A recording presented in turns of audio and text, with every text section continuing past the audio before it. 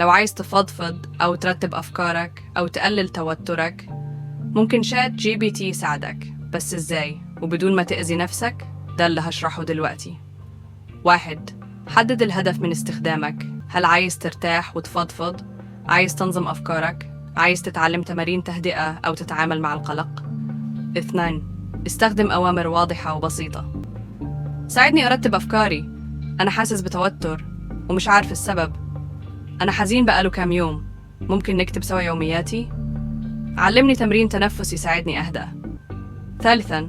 خليك صريح مع نفسك. الذكاء الاصطناعي مش بيحكم عليك، فاكشف عن مشاعرك بصدق، ده هيساعده يرد بشكل أقرب للواقع. 4. اعرف حدود جي بي تي، ما تعتمدش عليه في الحالات الخطيرة، اكتئاب، إيذاء النفس، صدمات. لو حسيت إنك فعلا محتاج مساعدة حقيقية، اتواصل مع أخصائي نفسي. 5. استخدمه كأداة مش كبديل، زي دفتر يوميات ذكي أو مدرب تأمل افتراضي، أو وسيلة بداية قبل ما تاخد خطوة العلاج الفعلي. الذكاء الاصطناعي مش معالج نفسي، لكنه ممكن يكون مساعدك الأول في رحلة التعافي. بس الأمان النفسي أهم من أي تجربة، فخد بالك من نفسك وساعد نفسك بذكاء.